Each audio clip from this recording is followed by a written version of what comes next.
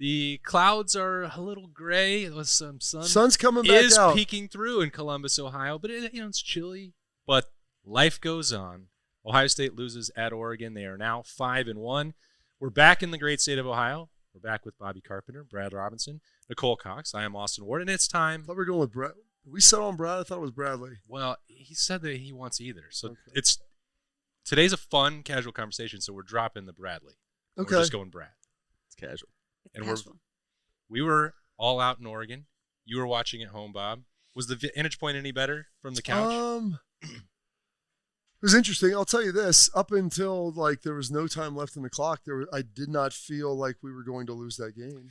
I mean, Ohio State.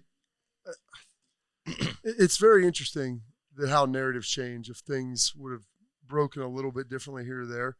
Some negatives. Running the ball consistently in the second half really didn't happen. Penalties. There was 8 for 70, most notably that last one, which was a little rough.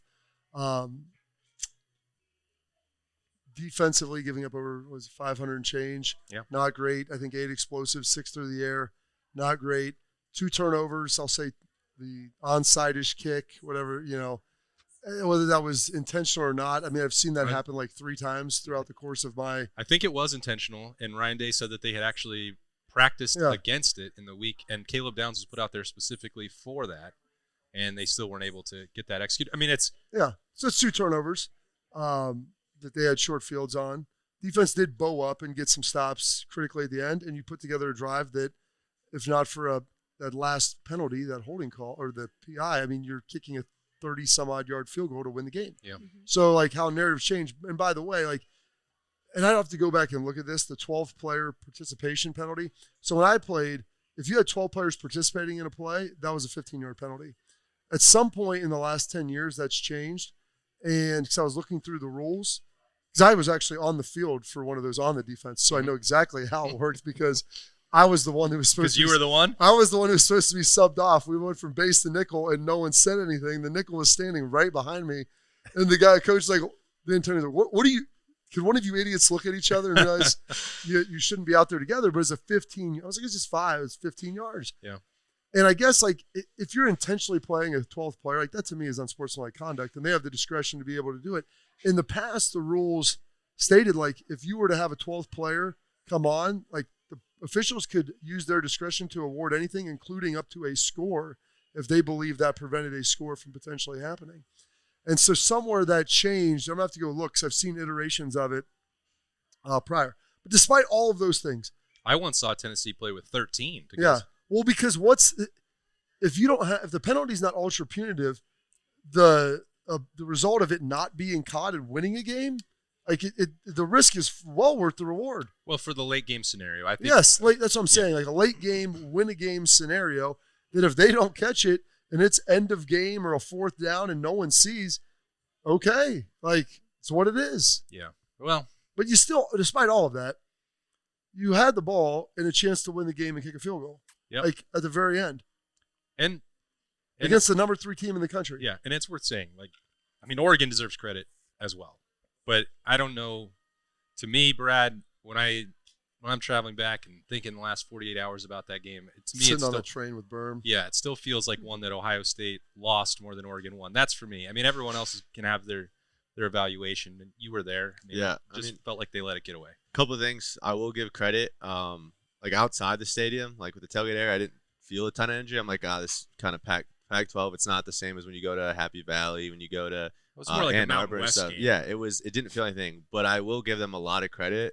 That is the second best stadium atmosphere I've ever been into, and only second behind a whiteout. I think it beats a normal Penn State game. It doesn't beat the whiteout at night. But it was very loud for 60,000 people. It was a hard environment to play in. With that being said, they played well. We played awful, and in a matchup game, things are going to go – there's going to be those 50-50 plays. We basically didn't get any of them, and we made a lot of mistakes. And to only lose by 1 at that point, I think it could have been a lot worse.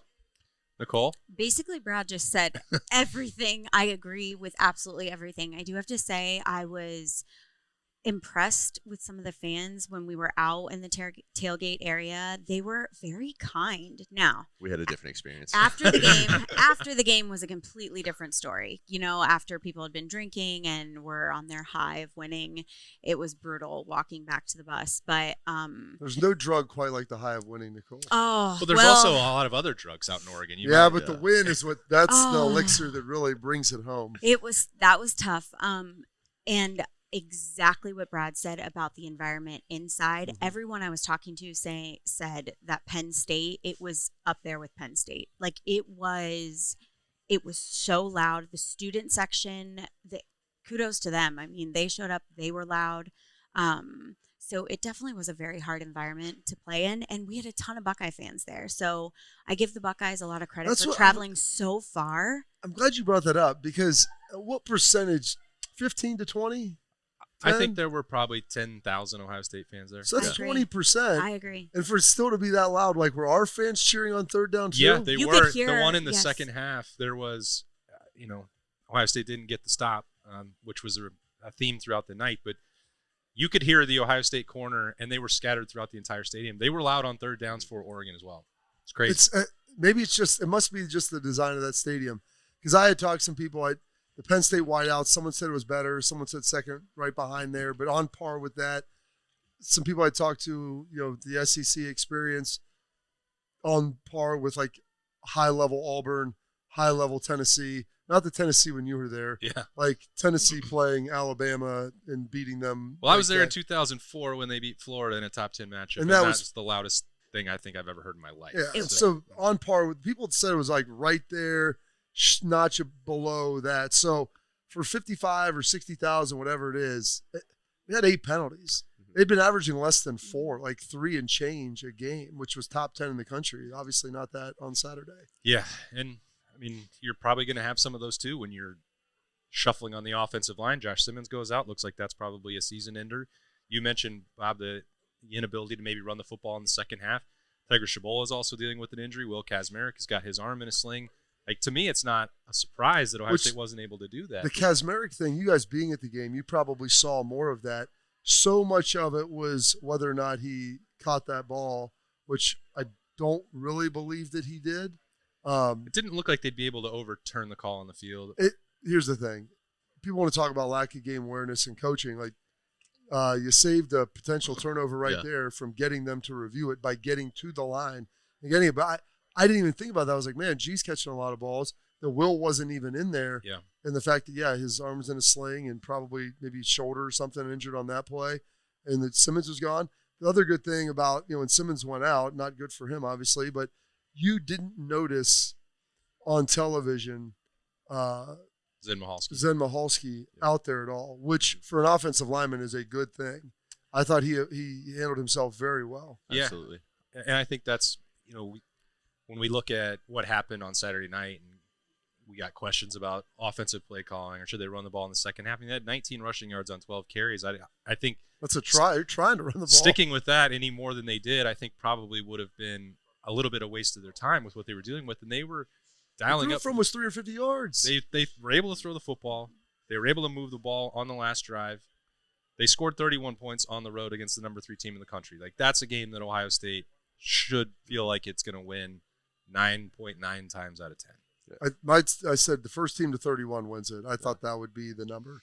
I was a little disappointed with maybe the defensive effort. I think that's the question mark is you would assume if we score 31 points with the defense we're supposed to have, like, oh, that's a win. And obviously this was hopefully just a blemish on the defense's record. And, I mean, there's a lot of things to point out on the defense, but at least with this, you have 2 weeks going into the bye week to hopefully get at least it fixed. for us or them or I don't know who. Like, that's someone. Yeah. There'll be some uncomfortable practices. Yeah. We have to remember, Oregon's a good team. They're the team in the canal, too. They're good, so it was a good game. I see what everybody's saying about things we could have worked on, but we played. We showed up, and, again, the environment, it was intense. You could have been at home versus South Carolina and almost losing, which you guys, I don't know if you got a chance to see any of the other games going on. I mean, Alabama is basically trying to give South Carolina the game at the end. Seems like things are going great for Alabama. So, like 2 weeks after you're ready to anoint Kalen DeBoer as the the bastard child of Bear Bryant and Nick Saban, almost 2 consecutive losses later. And one would have been bad. Like, that was a rough – South Carolina was good, but, I mean, it was not a great way that they played it. So, like, having some perspective on that, there's a good chance that if you went out and take care of business, that you would be able to play Oregon again at a neutral-ish, because I always think Lucas Oil is Ohio State. I don't know how neutral that'll be. Yeah, that'll be Ohio State away from Ohio State. But you lost to the number 3, now 2 team on the road by 1 point, despite everything else that happened, and you had a chance to win. Yeah. I do think that's reflected. Like, we are talking in here at Roosters on a Monday about the things that could get better, or Ohio State costing itself that game. And probably, as you mentioned, Bob, with the narrative and perception of that You game, dropped a 4. So obviously I know, the that's narrative nationally was like, the they're a good team. The coaches poll and the AP poll, they see a thrilling game, a back-and-forth game, 2 of the best teams in the country, 2 legitimate college football playoff contenders. Like, well, you're not going to penalize Ohio State for that, which it's great. I'm glad that perspective exists, because they didn't just immediately do what I thought they were going to do, which is, well, they spent $20 million on their roster and they can't beat Oregon. So that didn't happen. From what I saw, all the big talking heads in football media still, it's basically Texas, Oregon, and Ohio State, and then a gap between everybody else. So there's 3 teams right now. I asked people, like, I've asked some people nationally, like, did anything change of your perception of Ohio State? And like, no. Like, you were on the road. It's a game that you were a road favorite, but a tight one. And some things happened that weren't so good defensively. You've got to get some stuff cleaned up. But nothing that happened in that game I didn't believe was wholly correctable. Or some of the things that Quinshon Judkins hadn't fumbled in like 3 years. And then he just got the ball like taken from him. Because both times I felt like both of the turnovers, if we were able to go get something on that drive, things were about to turn. Yeah, they were. Yeah. I think that's the frustrating part, especially with the timing of those turnovers.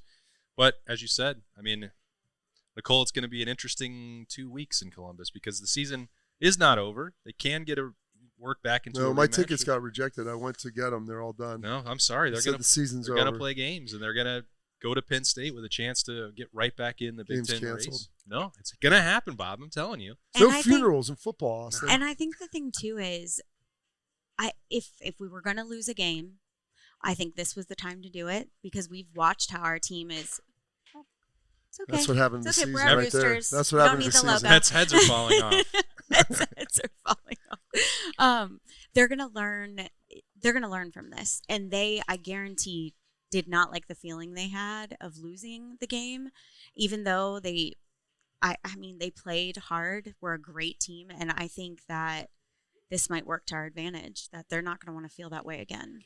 You'd rather lose this one than lose Yes. the last one in the Big Yes. if you get to, assuming you went out and get to the Big Ten championship.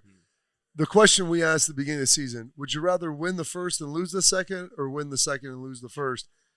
And if you lost the first by a point, I mean, I don't know if the margin for error could be any smaller. Exact 1 point. Yeah, it was a good game. It won't make it any easier for them to swallow, though, Brad. No. I mean, that's the hard part about it. You have to respond. What do you think it'll be like in there this week? Because there's no game. You can't just relax and recover and put your feet up like maybe you would have if you won. I think the message is going to be that every goal they had for the season is still in front of them. And I think that's going to be the big thing going in. And I mean, I was more negative after the game, but over the past 2 days, I'm a lot more positive now. I mean, the thing with a loss like this is you really have to look yourself in the mirror and fix those mistakes. So you got 2 weeks to address that. I don't think Nebraska is going to be easy. So I think that's actually a good thing. That'll be more of a test, hopefully. So there's an opportunity to fix the mistakes. So everything's in front of them. It's just, are they going to take advantage of the opportunity? You know what's in front of us, Bob? Mini corn dogs, which the kids were excited about. They're on fall break right now, so they're at home. So I was like, what do they want to eat? And they want mini corn dogs. They have a wood allergy? One of them does. One of them does. But the thing is, sometimes they'll just bite on the stick and choke on it. Oh, you know, it's almost like a chicken bone. So these are great. So these are perfect. Solution for that. Yeah, these are perfect because they're $3 all day long. They're the featured appetizer at Roosters. Appetizer Thursday. Appetizer Thursday on a Tuesday. Mm-hmm. So get in there, and then plus we've got this little QR code, and there's still a chance to win. November 4th. Will be the final drawing. There will be four more winners, Nicole. Yes, correct. And then our winners had a great time at the Oregon game, even though you couldn't give the them loss. a win. I know, Promised but them a win, still Nicole. the experience in general, they they had a great time. They did some hiking. We did some hiking. It was really neat to be out there. Did you make them walk home because we lost? No. Okay. No, we had that long flight yesterday. I hope that they didn't have to sit in hours of traffic like everyone else did. Did you get We a police did. escort for the bus?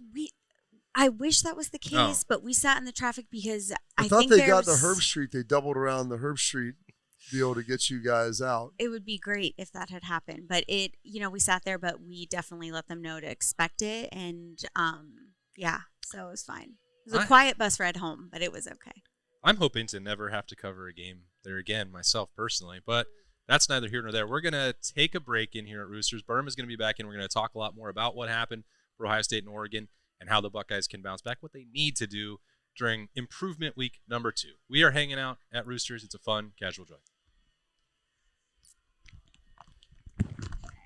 Hey, Buckeye fans! As the official wing sponsor of Ohio State Athletics, Roosters is kicking off an incredible giveaway you won't want to miss. This football season, we're giving away 12 ultimate Buckeye experiences. 3 drawings, 12 winners with prizes including tickets, sideline passes, and 2 trips to a Buckeye playoff game. Go to roosterswings.com to register and see all the details. 3 drawings, 12 amazing prizes. Register today and every day. Roosters, a fun, casual joint. Welcome back in to the live show on the podcast in Roosters, which is a fun, casual joint. Berm is here, and he's Hello. feeling great. I feel fine. You do? Yeah. How was the last 15 minutes of your flight? Terrible. Oh, get some turbulence. No, we were on the same flight. Brad and I were on flight. the same flight. I had Oh, a Brad window. doesn't seem wait. as concerned. I had a window open so I could see what was going on. We were on the. Oh, watch yourself get crashed. Well, yeah, you got to see it on. Oddly enough, as somebody who hates flying, there is a comfort in seeing what's out there, and so it was a great Can flight. you see turbulence? I don't. Yes, it's called giant thunderclouds. You can see that. Oh, okay. It's No, exciting. we were on the same flight both ways actually. So, but the return it was like 3 hours and 50 minutes or so. The first 3 hours and 20 minutes were like great, and then they're like, okay, we're expecting some turbulence on the way down. I'm like, damn it, and I knew that was going to happen. Burm saw the storm beforehand. I saw him walking did. into the cockpit with his Waze app, as Austin said. Do you guys Trying to not look at direct him. radar before you fly? We No. go on this? No, I don't care. So I looked. If at I'm going to die that's on the a pilot's plane, job. I What- don't want to know. What input are you going to have I looked on at it? the radar It's like and I saw Parcells. there was nothing anywhere between Portland and Detroit. Okay, it's like a clean shot, except for in the Grand Rapids northwest part of Michigan. And so my thought was, So okay, drop they're you just off in gonna Milwaukee? they'll just fly the southern route and go through Toledo and Yeah. go up. But no, they went right into the storm. I'm like, that doesn't make any sense because I saw it 6 hours ahead of time. Hey, it's like you got Whatever. to practice your snow driving every once in a while. You got to practice your storm I mean, flying. fine. It was fine. It It's was hurricane fine. season. Everything's Hey, fine. listen. Everything's fine. I always like look at turbulence. It's exciting. A You little, know, a like little you get juice. I just want to see out the It's- window. I You think just it like is to get bumpy, absolute. Bob. I think it's Bumpy. absolute insanity if you are descending or getting ready to land and everyone doesn't open their windows. I don't understand this, and it's only like in the last 2 years of flying where people now don't put their windows up when they're landing, I don't. and it's insane. It's an insane behavior. That is criminally insane Why? because you're about to fly a giant tube from 40,000 feet into the ground, and you don't want to be able to brace yourself for when it's about to Brace hit. yourself. As if Even that's- when you're landing, you want to be able to No. get Oh. yourself I like braced the a little. surprise. Nah, that's stupid. That's insane behavior. I need time to put my helmet on. It's insane behavior. Like even just to get your legs ready for the land. Wait, I mean, dude, we're not getting ready to do a No. max bench or Anyway, squat. let's talk about football What- because I we're want- never going to agree I about want to this. hear. I want to hear about the post game tent. Tent? How was that set up? All I'll say They is have a that very golf. I didn't feel go in to it, so I don't know. Oregon Really? is not prepared to host big games. But for tomorrow, we made But to dive their really- credit, they've never done it before. Well, Well- isn't does Washington when they Not go like that. No, well, I don't want to be critical of Oregon's. How was the press? Did they have enough space in the press box, or was it no, like- they sure didn't, Bob. Or Some, was somebody sitting on the roof? some people had to sit on the roof. How was the roof seat? Scary. Are you afraid of heights, Verb? I wasn't on the roof. He was on the field, Oh, which was Not scary. not great for him either because the photo well Yeah, we had was like a. being overrun by the field storming. So, you had to So we had a tunnel, like one of the. It's Yeah. a tunnel. It's basically a. I don't know. It was like 8 by 40 Yeah. corridor, which they let the fans go through to get on the field. to get off the field once it was done. So like we're all in there working. You got to go thousands of back out dollars the of way you equipment. came. Everyone has that's the thing. Like you're sitting in there with thousands of dollars worth of equipment and just a deluge of fans.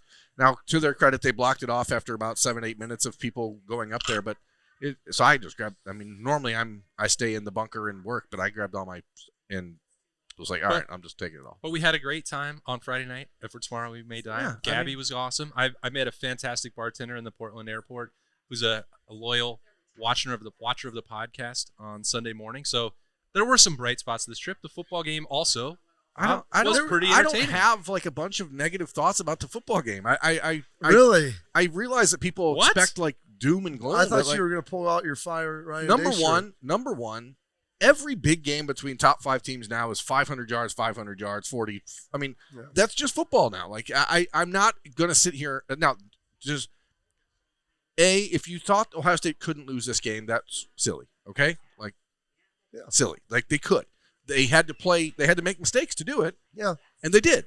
But and this is if I have one overarching concern about Ryan Day, it's that, and I've said before that I think he gives too much respect to his opponents, and lets them what they do well, like almost make Ohio State play fearful of what they do well. But I also think that Ryan Day and Doug Lesmerises brought this up on the Sunday Sound Off on Kings of Columbus. Like, you have really great players, but sometimes you need to do something a little bit extra. You can't rely. Call that land yap in Louisiana. Well, whatever it is, if it's land yapping or whatever, I don't care. What I do know is that you have great players, and you're expecting to win because you're expecting your players who are better to make the plays to be. Now, that's great if every game you play perfect, and you don't. And sometimes you play really good teams, and Oregon's a really good team, and I don't think people are going to give them enough credit in the Ohio State space. But again, as you guys already mentioned on the first half of the show, like nationally, there's no perception that this was like a devastating loss for Ohio State. I mean, it went exactly the way people kind of thought it would go. Except you don't get the field goal at the end of the game. You don't get the field goal. You got hit by a kickoff. That you were ready for. They put Caleb Downs out there. They had the whole hands team out there. The thing is, you got to turn sideways. To get yourself skinny. I don't know how you practice that. Okay, you do. You turn sideways. So Bobby would have housed that. Okay, he would have caught it right away. I would not have stick caught the it. I would kicker have gotten out of the way. Don't get hit. You know what you do? You get Patches O'Houlihan out there. If you can dodge a wrench, you can dodge a wrench. You can dodge a ball. I think Get that going.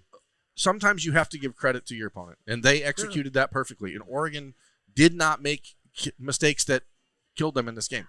I have serious questions about Ohio State's defensive strategy right now, because if you're not pressuring the quarterback, then I don't know that you want to play press man against the best receivers you're going to face all year long. So if you're going to... You think they have the best receivers in the country? No, I think Ohio State does, but Oregon's got second best. Oh, really? Okay, yeah, you'll play. I don't think it's really... I mean, Texas is the only other team in the conversation, so I don't think it's particularly close. Right. If you're going to decide that that's the first game all year you're going to play press man, then you better pressure the damn quarterback. And you're not dropping 8 and play. You're dropping your linebackers, you're dropping defensive linemen all game, and then still playing press against guys like Evan Stewart. You're going to get beat. Do you think they were worried about Dylan Gabriel running too much? Probably. I mean, I don't know. These are the. I don't know who's calling the defense. I don't know who's calling the defense, and that is concerning to me because I don't know what the strategy is. Well, I think Jim Knowles is. You know who's calling the defense, but is everyone calling the same thing? Well, there's people that may want to do different things, and how does that get worked into the game plan and what is being called? So I mean, I've heard all the complaints. Oh, why don't you run the ball? Ohio State ran the ball 11 times for 17 yards in the second half with 2 new offensive linemen in the game. Oregon both teams scored 10 points in the second half. It's not like they didn't make adjustments. I mean, could they have run it on 1st and 10 from the 28 with 40 seconds to go and picked up 6 yards? Probably. But, at that point, Will Howard's in rhythm and the offense is run, like you make a throw to Jeremiah that very well could have been pass interference on Oregon if the official, I was from here to there with the official and he had his hand on that flag ready to throw it and stuffed it back in his pants because he's like, oh, I'm not going to make that call. And then the next run play, out of town. And then the next play they call something on Jeremiah that, number one, it's questionable. It's not about officiating. But number two, how is a pass that's a 9-yard pass completion a 15-yard penalty? The PI in college that's stupid. Is ridiculous. But both ways, like there are questions about Ryan Day post end of game not play calling necessarily, but clock management. Like there's real questions there. We've seen it over and over. But we were talking about this in the airport on Sunday. To me, the frustrating part as an Ohio State fan, and for the Ohio State fan base, I think has to be sometimes that you never lose a game because the team you're playing is better than you. When you're at Ohio State, like it, with almost no exception, do you lose a game because that Bama 2020 Bama. Okay, that game doesn't count. No one even counts that game. Because people weren't there. Bama counts it as a championship game. Ohio State does not count that as a loss in their records, I'm pretty sure. With very, very few exceptions. You are never going to be beat by the other team. You are being beaten because you did not execute. And I think Ryan Day sometimes needs to be more creative with the plan to have a little extra, a little something special for certain games.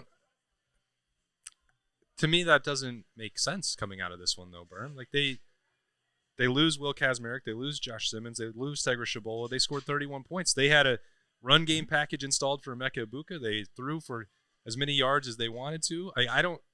Well, I don't. That's why I'm not. I don't have a bunch of negatives coming out of this game. But you said he needed to do something extra. I think that we've seen in the past, and all of the losses under Ryan Day kind of feel the same way. It's always one play. It's all. Would you rather have it be a 28-point Iowa and Purdue? No, I mean that is the question I think people have to ask themselves at times. But you start mourning the loss in the middle of the third quarter. So you think about that onside kick by Oregon, right? I know. They had that okay, if we get a chance, we're doing this. And I don't know that I ever feel like Ohio State under Ryan Day has if we get a chance, we're doing this. And that's what I'm talking about. It's that one extra play. Again, this is to credit Doug, the example he brought up in the 2006 game against Michigan, right? It's the Ted Ginn lined up.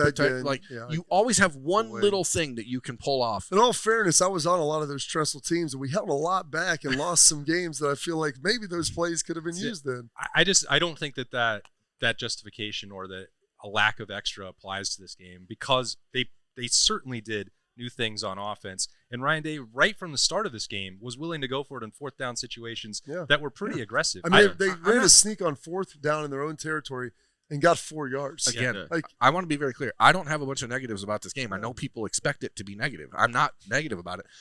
Nothing has changed about Ohio. You've built up that reputation. Bro. Nothing has changed for Ohio State as far as this season. Yes, and nothing. And that's one of the things. Like, especially even in a 4-team playoff, I'd be like, you guys, you're still gonna get back in it. Yeah. Nobody did you expect Ohio State to go 16-0 this season?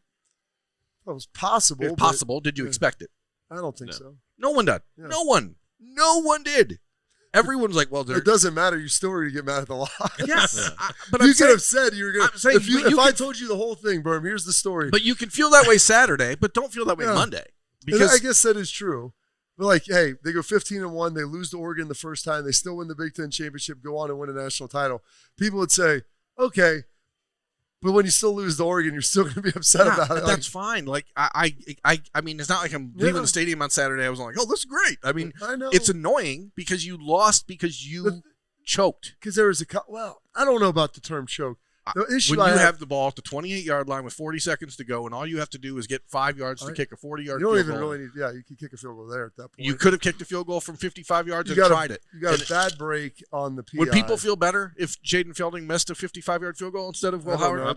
Did we feel better about the Peach Bowl? Like that's what I'm saying. Like I don't know that it would matter one way or the other. If the game doesn't end with Ohio State winning, then you're still going to be pissed off. And to me. And this is what I said. I don't know if I said it on Sunday morning. Or, you even had a bad call to bail you out, but you can blame that on it. So, that's great.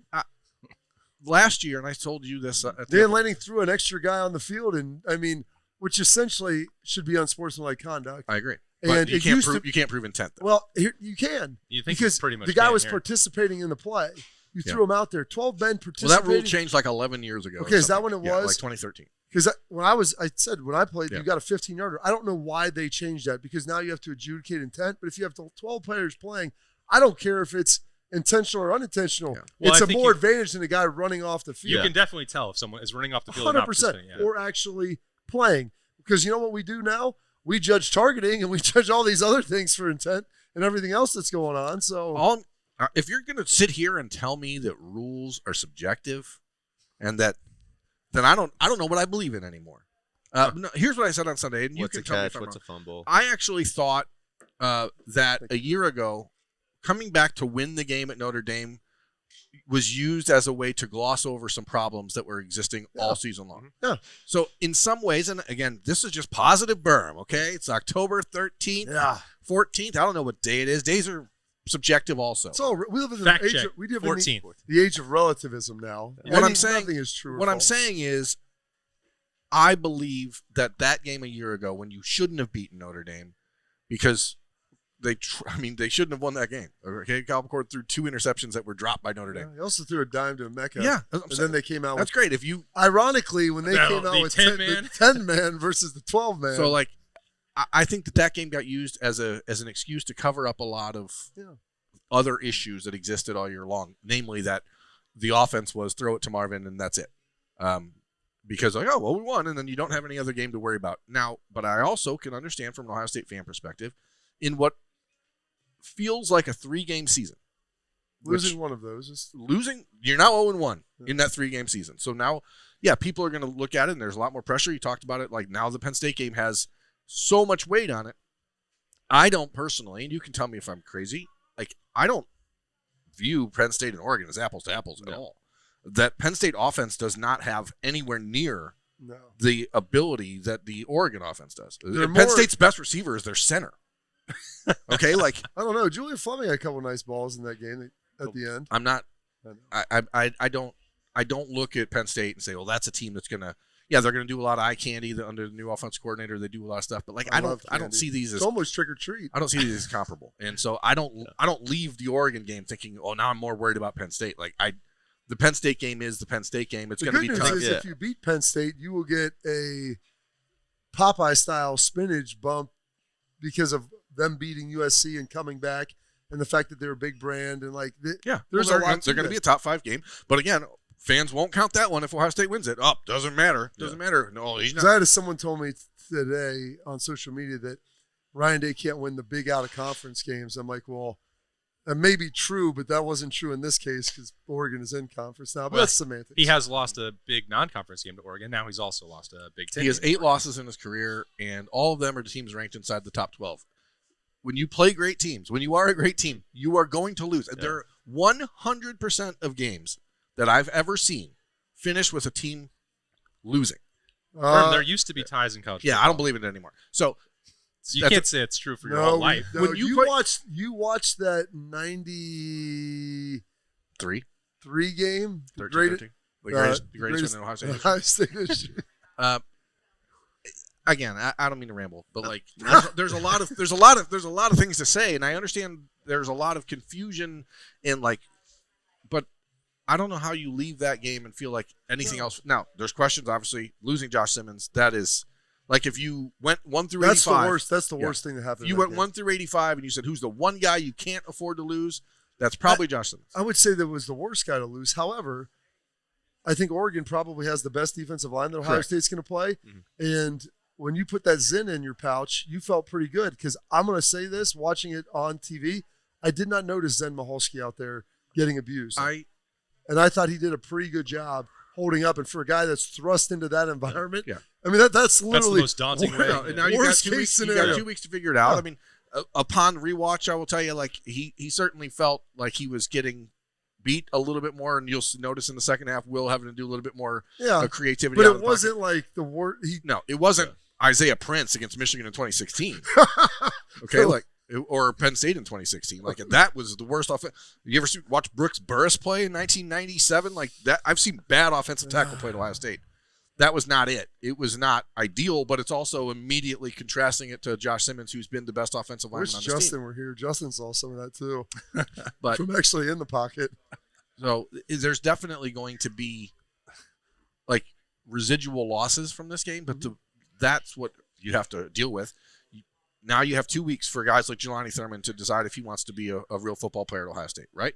You have 2 weeks to figure out if Zen Michalski is a guy who can be your starting left tackle. So I think that the off week comes at a crappy time. I think that's a bad way to frame it. I think you have 2 weeks to make sure that Zen Michalski. I don't know that it's make sure. He has all the talent in the whole world. Like if you want it, go get it. It's right here in front of you. That's Like, I think the part that the make sure part is, would you consider Tegra Shabola again at tackle?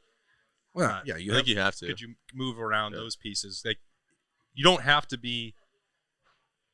And part of it was maybe on Saturday night because he was also hurt. Like, you couldn't have made that adjustment in the middle of the game, and maybe they wouldn't have. I don't know, but you have this week where you don't have a game where you may be able to get some practice, and they've been moving around the offensive line literally since the first day of training camp, thanks to the injury situation and the bug that went through. So that's the part where I think I would agree with Burns. Like, it's not an indictment of Zin Michalski as much as how did these pieces now fit together the best, because Ohio State's best offensive lineman is not coming back. Mm-hmm. That is true, and you probably lost the next best run blocker on your team. In Will Kazmarek. In Will Kazmarek. So that's not a good situation So either.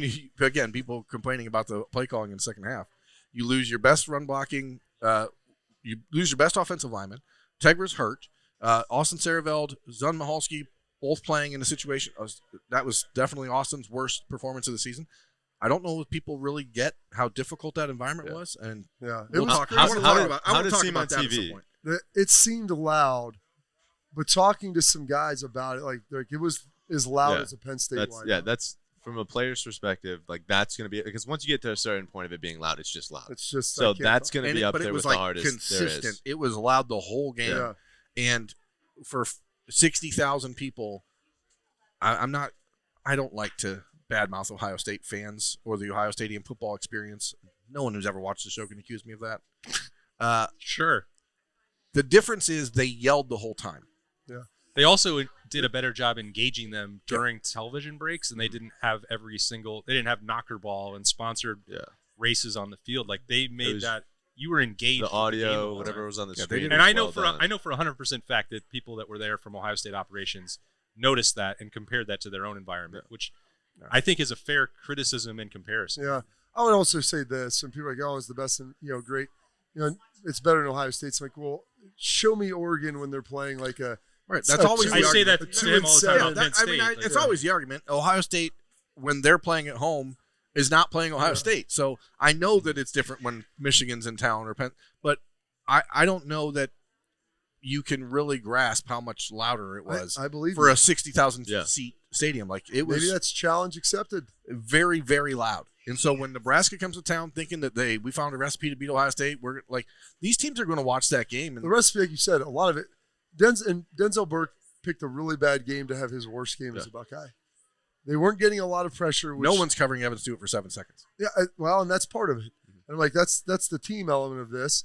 And so picked a bad game to have a bad game. Like, Denzel is one of the guys who was well equipped. By the way, can we talk about how IGB, when he got spit on, of all the guys on that defense to spit on, would not be my first choice. I am utterly amazed that he didn't try to rip his throat out of it. So when that happened, I was like 8 feet away from him, where he's petitioning the official. It was nowhere near the play too. I just saw going on in the corner, and so he's away. He's talking to the official. He's talking to the official, and he thought that he got called for a personal foul for yelling at the official. So the official threw the flag, and he's like, no, was like. That's what I just, knowing him, I'm like, oh, he probably was talking or said something. I'm like, oh, that's he got flagged. That's what I thought. Okay, so we were on this. Well enough. So, I mean, let me ask you this.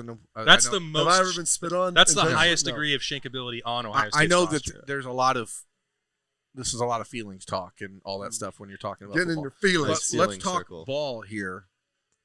How do you think Tim Walton should have handled what was happening to Denzel Burke? So there's a couple schools of thought on this.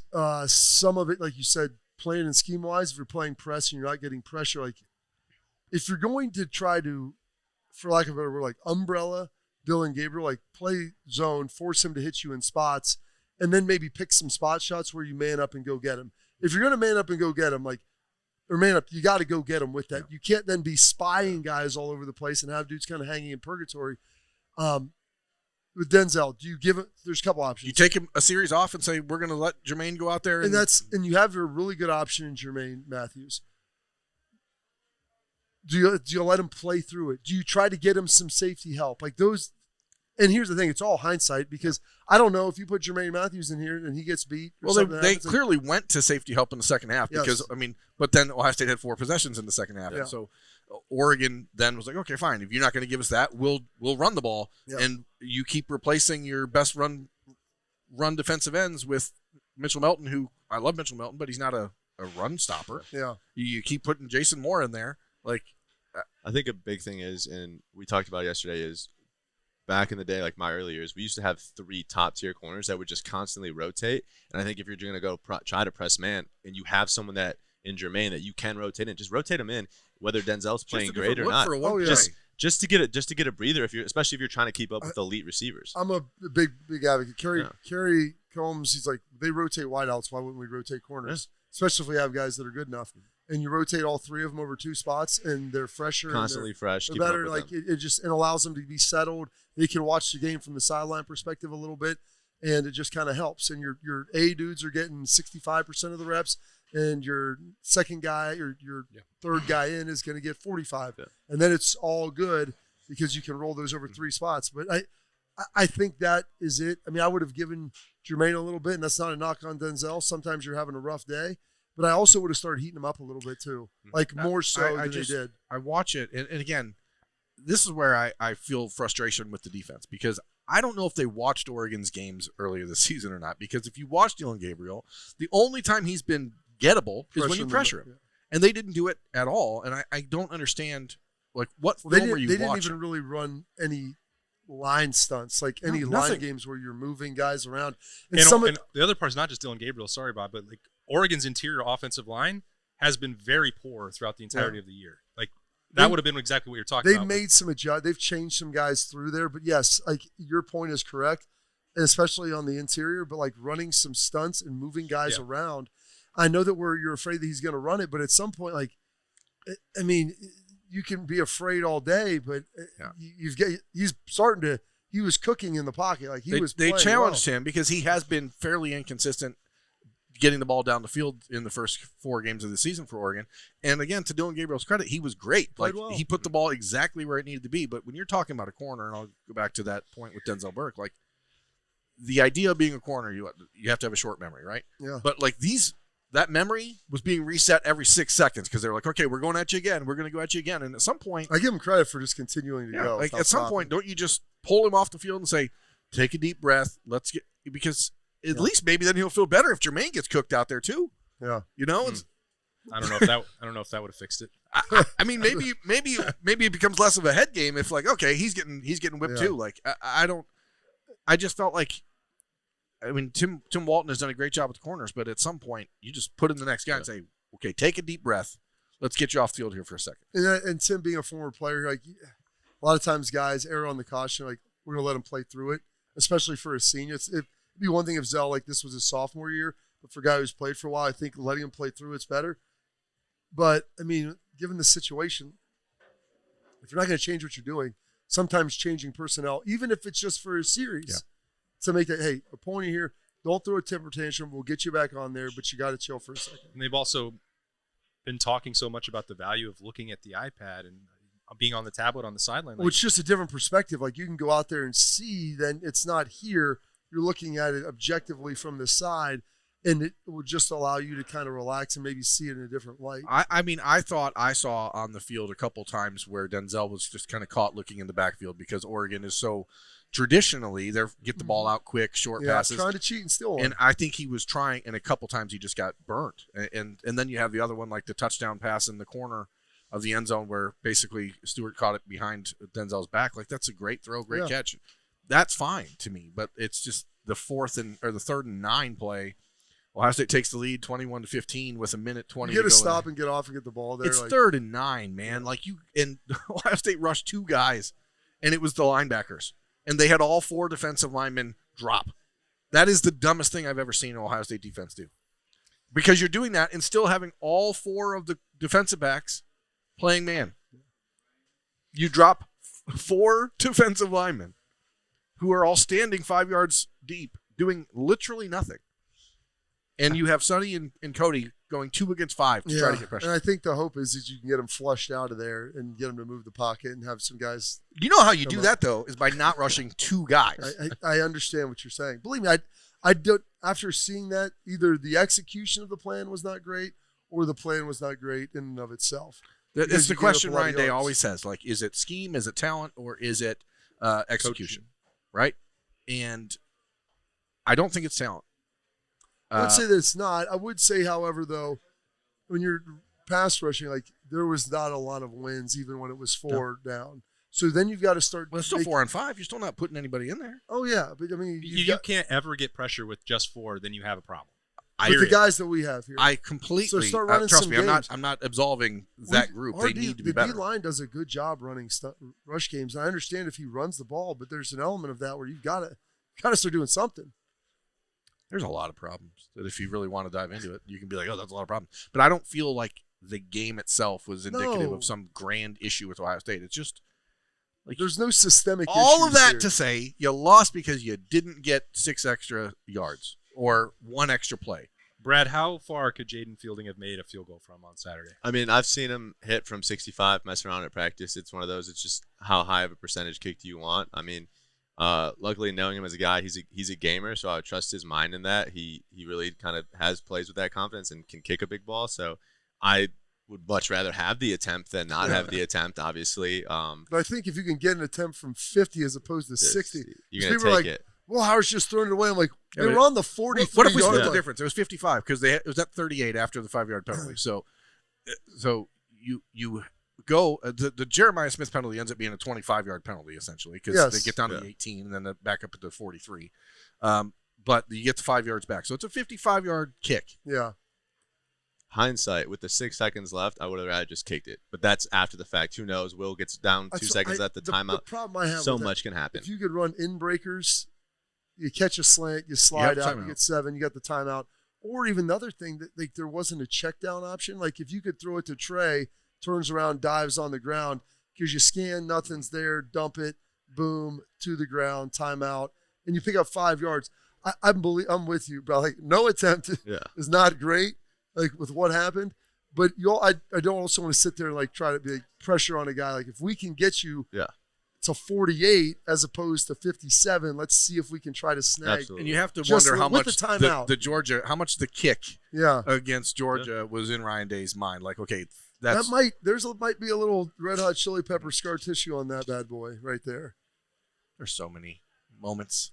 Life. Isn't it The beautiful? inches we need are everywhere Well, around us, Firm. I think that's why they've tried to say not to leave any doubt and to knock teams out, but they couldn't do it. And they had that Mike Tyson knockout punch ready a couple They had of times. opportunities. It was right there. And that's why I thought you get one of those. I go, it's a 10 to 14 point game. You win at 31. You just had to get up 2 31, scores 20. at some point. And they were right on the cusp Yeah. of being able to do it. And like, despite all of these issues that we talked about, it's a 1 point game. Yeah.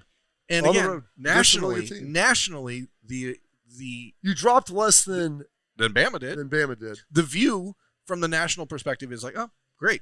Can't wait Good to see those teams. teams play again. And that's why, like, sometimes it's hard because we're so close to With it. someone else as the coach. Yeah. Bring in Dan Lanning. If I have to hear that one more Have time. him coach himself. Oof, okay. Well, busy soul-searching week for the Buckeyes. You know that they're taking that harder in the Woody than anyone else around Roosters on a Monday. They've got a week to look at all these issues and then a week to prepare for Nebraska after that. We're going to be back in here getting ready for that Nebraska game on a Tuesday next week. It will not be Monday. We're going to wait. Ryan Day's not having any media availability. No Buckeyes talking this week, so we will wait to hear from him again next Tuesday before we talk. Also, Brad and I are going to go watch some racing in Texas, so we'll be back for that. Texas next week. Motor Speedway? You're going to Austin? Circuit of the Americas Where's that, in Austin? in Austin. Okay. That'd be a great Formula week. You want One. to come too? Austin and Austin. Yeah. That's great. It's Austin Squared. It's all anyone could ever hope. You know, Georgia and Texas are playing in Austin next week, and he's going to watch cars go vroom. That's Vroom, true. vroom. Couldn't you maybe get in on both of that action? I don't really have any desire to. I don't want to see Georgia and Texas play. I hope they both lose. That's where we wrap this up. 100% chance of a tie. Berm's going to see it.